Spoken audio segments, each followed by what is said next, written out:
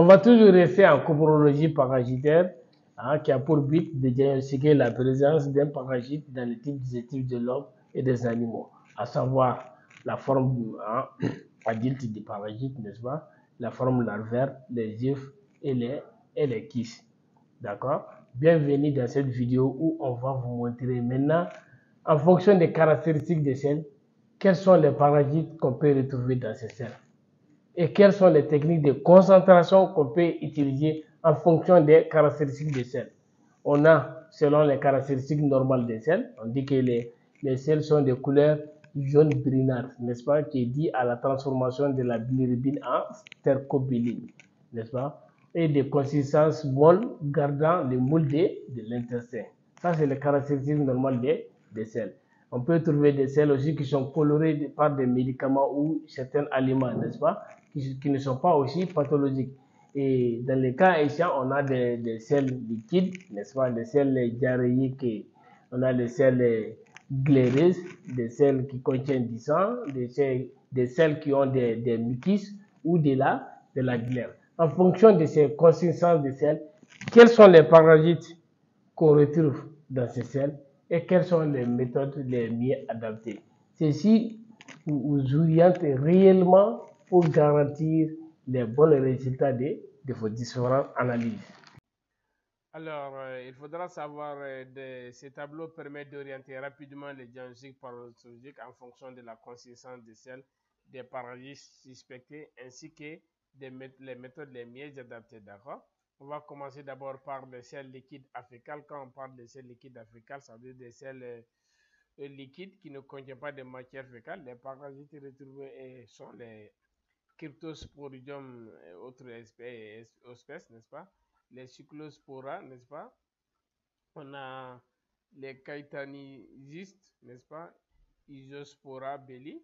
Et les examens qu'on peut faire à les meilleures adaptations, l'examen direct entre l'âme et la lamelle et ligote, n'est-ce pas? La coloration des îles Nelson modifiées, la PCR pour les Cryptosporidium et les Cyclospora.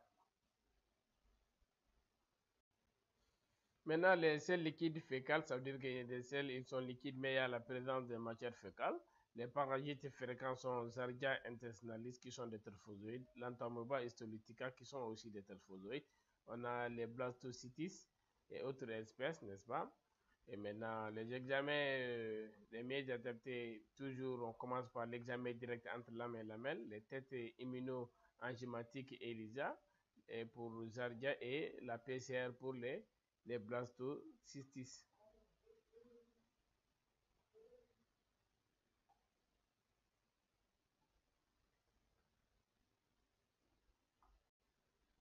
Les selles diarrhéiques maintenant, les parasites qui sont fréquents sont Entamoeba histolytica qui sont des protozoaires. On a les Zardia intestinalis, les strongyloïdes, les stercolaris qui sont des larves. Et la technique la mieux adaptée, il y a l'examen direct entre l'âme et lamelle, la PCR pour Entamoeba histolytica, la méthode de Bayer-Mann pour les strongyloïdes. Les selles avec présence des mycoses, les parasites fréquents sont Entamoeba histolytica, Balantidium coli, on a les blastocytes et autres espèces. Les examens adaptés sont l'examen direct entre l'âme et lamelle pour les trophozoïdes mobiles, la PCR pour les blastocytes, coloration au ligol pour les Entamoeba, surtout la forme classique des Entamoeba histolytica. Les selles avec présence de sang, les parasites fréquents sont l'Entamoeba histolytica forme invasive, Schistosoma mansoni, FD trichiris, trichura, hookworm. On a l'ankylosome duodenal et on a les Necator americanis.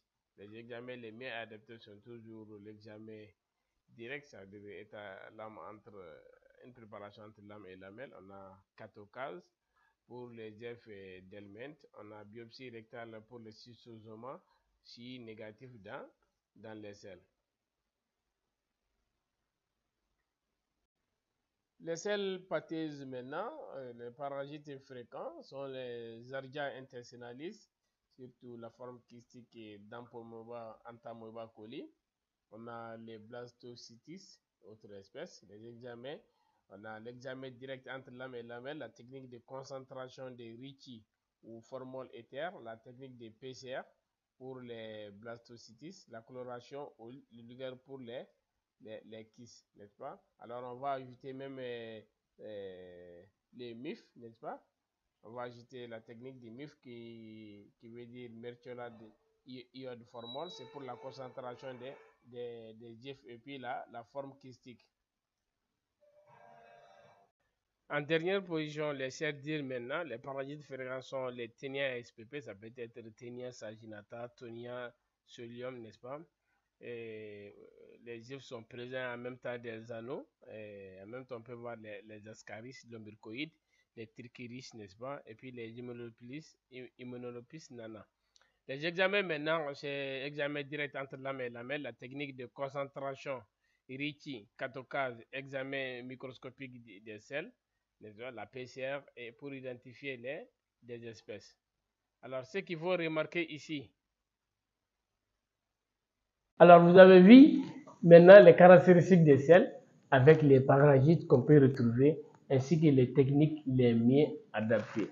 Alors, travailler dans des conditions d'asepsie. Un bon travailleur, c'est celui qui fait son labeur quotidien avec amour et conscience.